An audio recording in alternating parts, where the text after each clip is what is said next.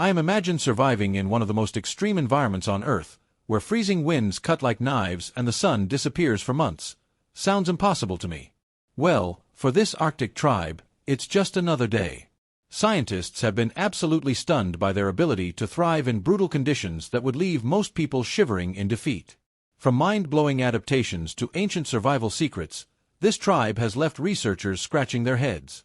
The Inuit are out there surviving in a place where the air can freeze your skin in seconds, where the sun disappears for months, and where your next meal depends on hunting massive sea creatures with nothing but traditional tools. These Arctic survivors have defied what we thought humans were capable of, and scientists are absolutely baffled. Ever heard of the saying, "You are what you eat"? Well, if that were true for the Inuit, they'd be made of raw meat and blubber. Science says their diet should be killing them. We're talking about a near-exclusive intake of fatty whale, seal, and fish with barely any vegetables or fruits in sight. By all logic, that much animal fat should send cholesterol levels through the roof and cause heart disease. But guess what? The Inuit have some of the healthiest hearts on the planet. Their secret? A genetic adaptation that helps their bodies process fats differently. That's right, evolution might have handed them a cheat code for survival in one of the most extreme environments on Earth. Ever stepped outside in freezing temperatures and felt your fingers go numb? This tribe is surviving in sub-zero conditions with minimal clothing. The Inuit don't just survive the cold, they thrive in it. Scientists have discovered that their bodies generate heat differently from most humans. Their metabolism is turbocharged, allowing them to stay warm even when the temperature dips to deadly levels. And their bodies are literally shaped for survival. Shorter limbs and stockier builds help them conserve heat. It's almost as if they were engineered for the Arctic, making researchers wonder just how deep these adaptations go. You've probably heard that the Inuit have dozens of words for snow, right? Well, that's just the tip of the iceberg, pun intended. Their language, Inuktitut, actually shapes how they see the world. Studies suggest that speakers of Inuktitut process time and space differently because of how their grammar works. For example, their concept of direction isn't based on left and right like in English, but on absolute terms like north and south. This means that an Inuit elder could be blindfolded, spun in circles, and still point north without hesitation. Scientists still don't fully understand how this works, but one thing is clear: the Inuit have a connection to their environment that goes beyond what we thought was possible. So, are the Inuit living proof that humans can evolve to master any environment, or are they holding on to ancient knowledge that modern science has yet to understand? Let me know what you think in the comments, and don't forget to like and subscribe for more mind-blowing discoveries. The Inuit might have adapted to the harshest conditions on Earth, but their story isn't the only one that has left scientists speechless. The cargo cults are yet another mystery. Sometimes, human belief takes an even stranger turn. This is a group of people witnessing technology so advanced that it might as well be magic. Now, what if they started worshipping it? Well, that's exactly what happened in the Pacific during World War II, leading to the birth of something absolutely surreal: the cargo cults. Here's how the story goes. These folks had lived their entire lives on an isolated island with no cities, no electricity, no modern tools, just the land and the sea. Then, out of nowhere, massive metal birds descend from the sky, dropping mysterious objects filled with food, clothing, and weapons. Sounds like something out of mythology, right? That's exactly how it felt for some Melanesian Aborigines when U.S. military forces set up bases on their islands during World War II. These cargo drops weren't just supplies, they were miracles.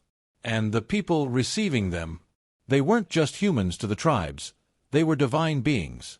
Now, here's where things get even stranger. The tribes quickly noticed a pattern: the Americans always received the cargo. So, they did what any devoted followers would do: they started copying them. The Melanesians built wooden replicas of watchtowers, runways, and even airplanes, hoping to summon the cargo from the sky. They marched in formations, mimicked military drills, and even painted USA on their bodies, believing it was some kind of sacred symbol. But there was one small problem: no matter how much they imitated the soldiers, the cargo never returned. When the war ended, the U.S. military packed up and left, taking their supplies and their miracles with them.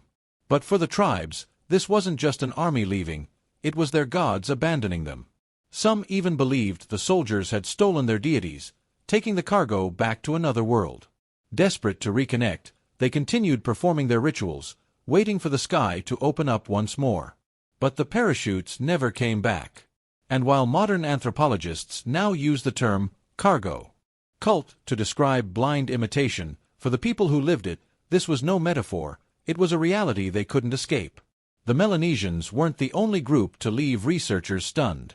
Deep in the jungles of northeast India, the Naga tribe has a history so intense that it's almost hard to believe. These are the Naga people, a collection of over 40 tribes spread across the border between India and Myanmar.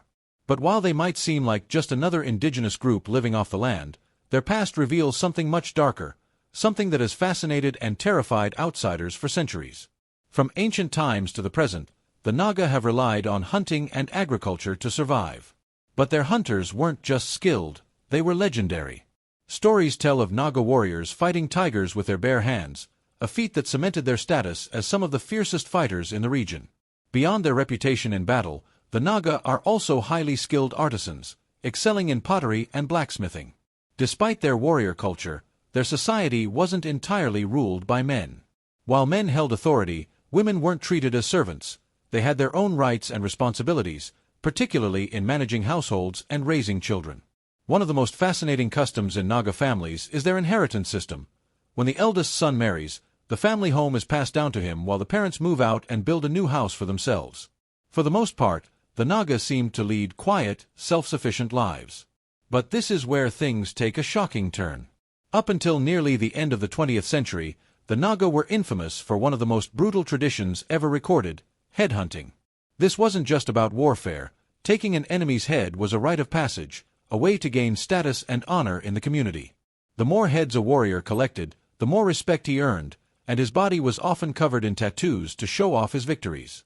These gruesome trophies were a symbol of power, a tradition so deeply ingrained that it persisted for centuries.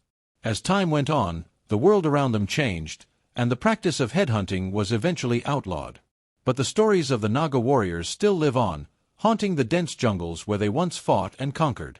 The Naga might have left their violent past behind, but deep in the mountains of Papua New Guinea, the Yali tribe has captured the world's curiosity. Isolated from modern civilization, the Yali people live in the rugged highlands, far from the influence of technology and globalization. For decades, they remained a mystery, until one British explorer risked everything to meet them. The Kuna tribe has carved out a reputation of its own, and it isn't just about dazzling textiles and vibrant colors. These people are as bold as their molas, and they don't take kindly to outsiders meddling in their ways. At first glance, the Kuna seem like a peaceful island community, but don't be fooled, their traditions run deep, and their commitment to spiritual balance is anything but casual. When it comes to keeping the spirits happy, they don't mess around. Animal sacrifices? Absolutely on the table.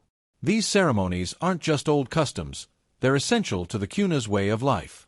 Every ritual carries serious weight, ensuring their world stays in harmony, and if that means making some intense offerings, so be it. But here's where things get even more intense. The Kuna aren't just protectors of their traditions, they're defenders of their land. For generations, they've fought off anyone who's tried to impose on them, and they aren't about to stop now. Whether it's resisting outside influence or pushing back against those who threaten their autonomy, the Kuna make one thing clear: they call the shots on their own land. The Kuna fiercely guard their traditions, but over in the frozen wilderness of Northeast Asia, another resilient group has been preserved.